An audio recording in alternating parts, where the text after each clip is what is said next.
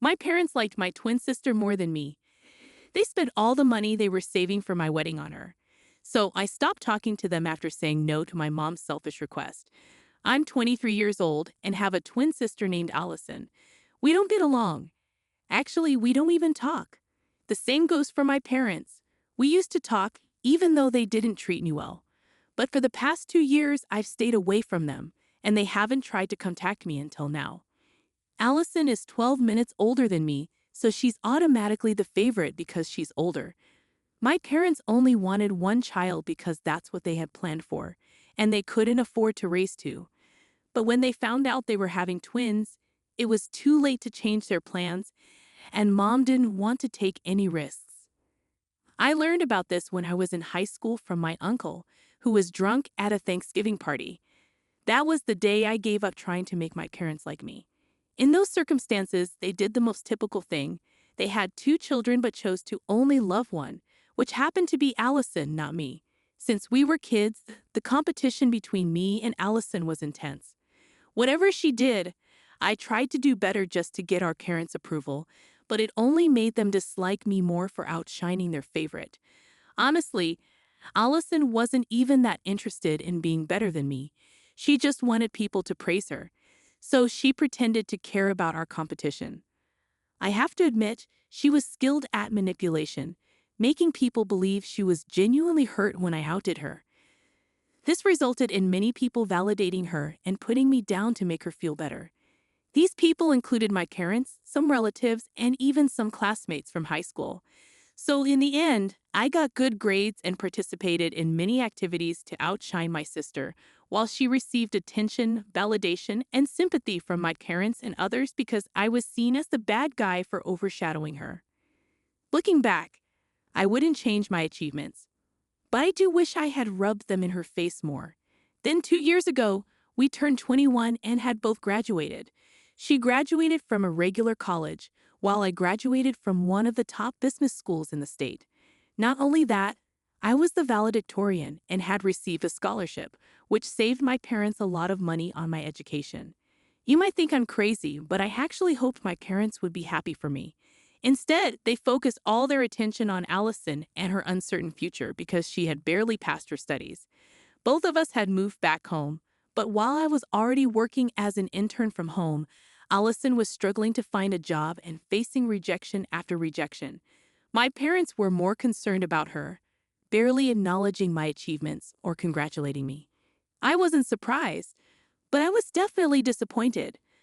I tried to hide my feelings because I was still living with them and hadn't saved enough to move out yet, so I kept quiet about how hurt I was. But after our 21st birthday, I couldn't take it anymore. I expected them to do something special for us. But the day before our birthday, I found out they had all gone to the beach with Allison and her friends, leaving me alone at home with just a note and a $50 gift card. I felt utterly shattered. They had taken Allison on a beach trip while I got nothing but a brief note and a small gift. Many things have been unfair in my childhood, but this was the last straw. It was so disappointing and heartless that I decided to move out that very day and never look back.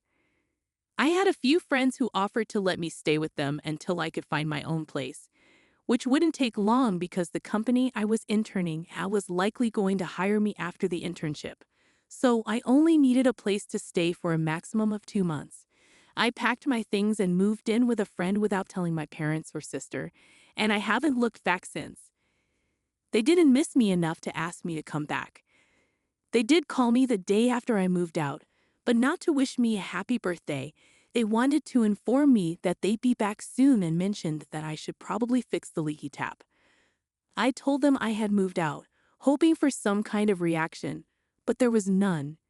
My parents seemed fine with it, and Allison didn't care. That was the last meaningful conversation I had with my family. Since then, I haven't visited them, and they haven't reached out to me either. Occasionally, I'd hear about Allison from my friends, but that was the extent of my knowledge about her life. They were unaware of my parents, and my parents knew little about me. Over the past 2 years, I've worked hard and now have my own place. It's not extravagant, but it's a comfortable apartment in a good neighborhood. The rent is manageable with my income, which is quite an achievement considering the struggles many people my age face. I'm content with how my life has unfolded, and I've made a conscious effort to keep thoughts of my family at bay. I recently learned that Allison got married to a businessman much older than her and is now enjoying life in California. I thought everything was fine with my family until 2 days ago when my uncle called, informing me that my parents had been in a serious car accident and wanted to see me urgently. I hurried to the hospital as soon as I could because, despite everything, I'm not heartless. When I arrived, I learned that they had already been there for a couple of days, recovering from their injuries. Their car had been hit by a truck, and although they survived, they were seriously hurt. Unfortunately, they didn't have health insurance because my dad believed in self-sufficiency and thought we wouldn't need hospital care. It's one of the most absurd beliefs I've ever encountered. They had initially reached out to my sister, but she refused to come back or assist them. She felt it was inappropriate for our parents to ask for financial help from her wealthy husbands so soon after her wedding. She didn't want to appear like a gold digger to her spouse. She refused to return because she felt she couldn't abandon her home and her two stepchildren, who weren't biologically hers, but her husband's from a previous marriage. She was busy playing the role of a happy family with her husband's relatives, neglecting her own parents in the hospital after a severe car accident. Even as she wanted to help with the bills, she couldn't afford to, as she was solely dependent on her husband. It was a harsh reality check, shattering the illusion of being the favored daughter and the golden child. I was shocked that they hadn't even bothered to contact me first. When my uncle mentioned that my parents now expected me to cover their medical expenses, I was furious. The amount was substantial, and it would take me a long time to recover financially. I hesitated to spend so much, especially on people who had never shown me any love or care throughout my life.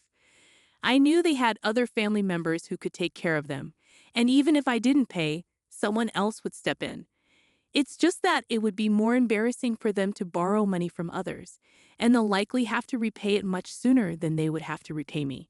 They explained this while asking me to cover the bills and even promised a quick repayment. So I'm torn.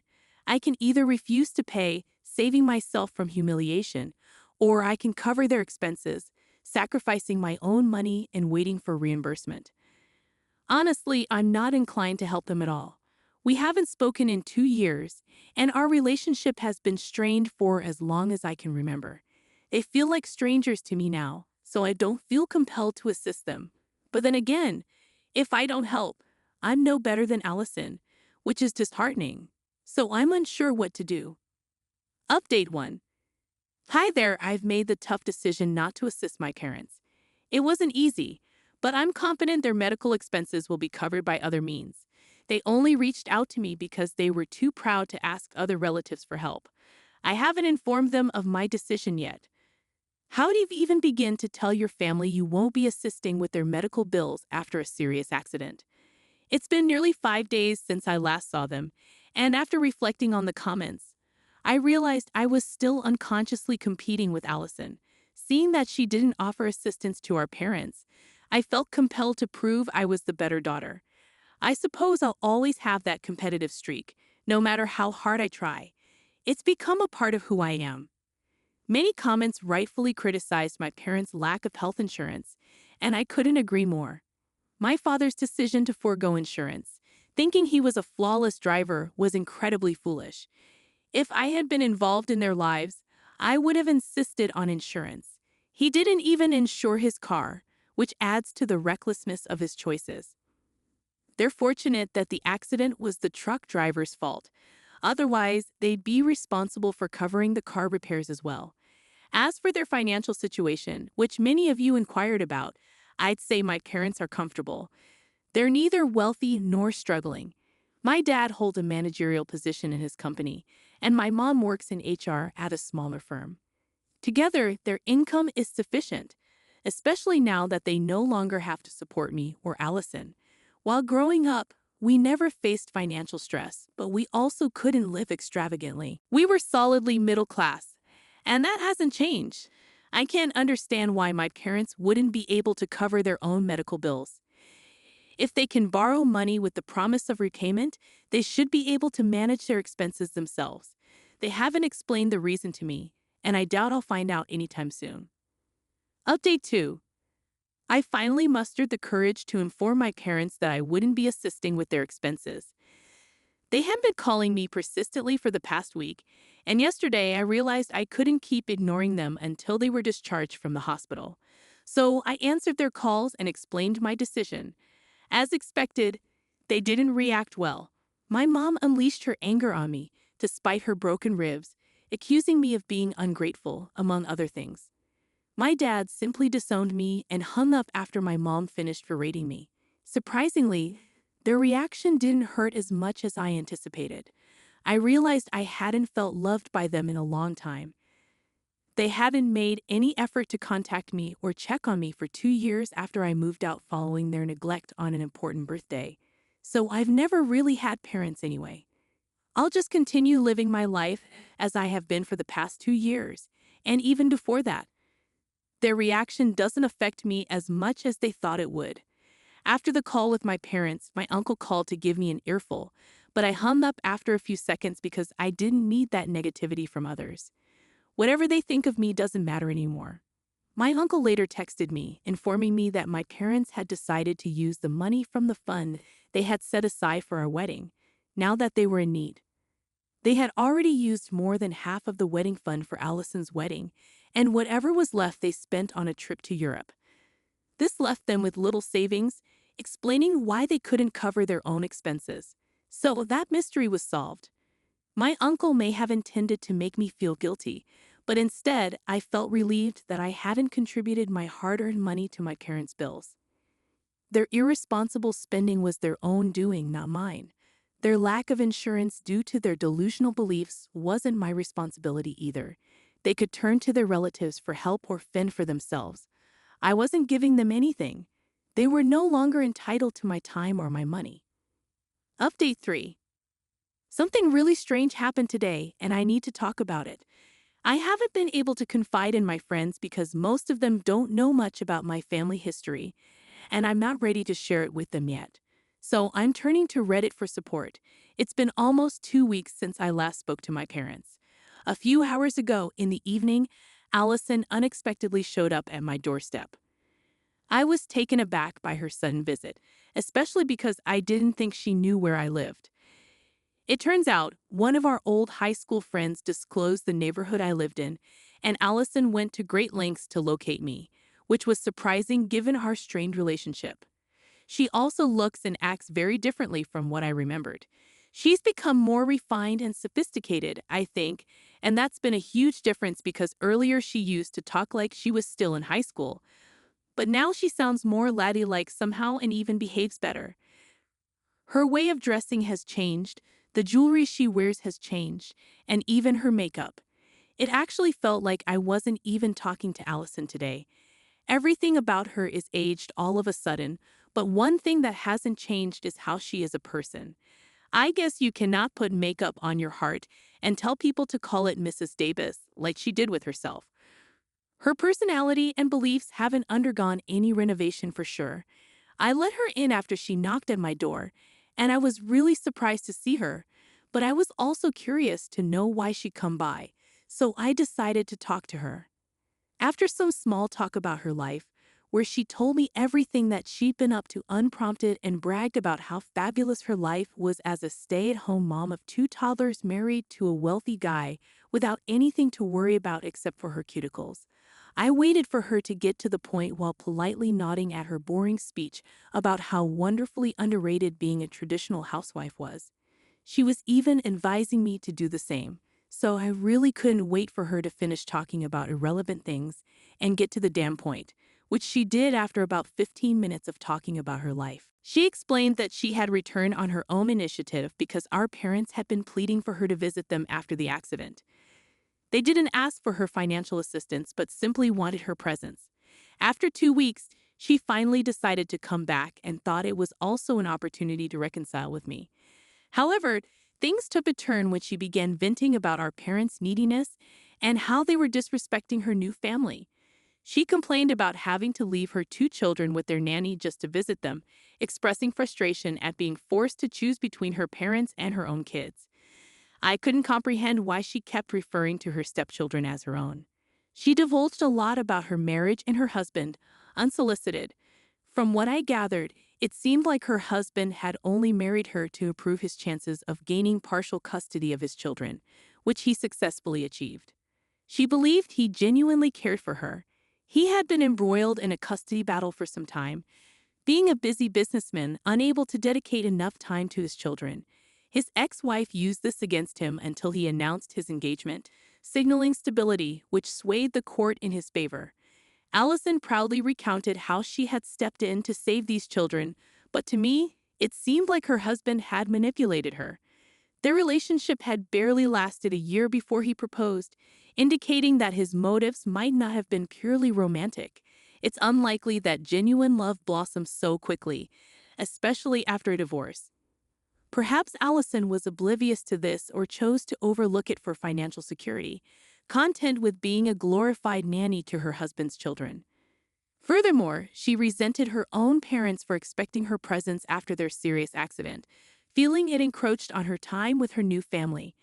Her new family, however, comprised a husband who may not have held much affection for her and two unrelated children who were just as content with their nanny as they were with her. If there ever was a picture-perfect definition of ungratefulness, it would be embodied by Allison. Though I'm no champion of my parents, hearing her complain about their alleged neediness left me astounded. It was hard to believe that this was the same girl they had favored repeatedly over me. Eventually, she got to the purpose of her visit and informed me she would depart in 2 days. Despite promising our parents she would stay for a month, she felt exhausted from their repetitive recounting of the accident and their ordeal, claiming she needed to return home soon. Now, she expected me to reconcile with our parents and essentially take her place, relieving her of the guilt of abandoning them in their time of need. Unaware that our parents had severed ties with me once again due to my refusal to cover their expenses, she likely assumed they hadn't mentioned it to her, as they rarely talk about me. She sought sympathy from me for having to deal with our parents and leaving her own family behind. Her plan was to leverage this sympathy to manipulate me into becoming our parents' emotional support, as she didn't feel capable of fulfilling that role herself. It was a classic tactic of Allison's, but I saw through it and refused to play along. I had no intention of revealing this to her during her stay at my house, knowing it would lead to conflict. Instead, I gave her a vague assurance that I would try to reconcile, though I knew I had no intention of doing so. She left after urging me to stay in touch, though we both knew she didn't mean it. Frankly, I was relieved to see her go. Not only was she a self-centered and manipulative individual, but she was also dreadfully dull to converse with. Her monotonous tales of life in California left little room for meaningful dialogue. Her life seems to revolve around parties, her stepchildren, and her husband. While she believes she's living the dream, I find it rather pitiful. It's evident that her husband's affection is lacking, and with her stepchildren spending significant time with their biological mother, it's likely they'll always favor her.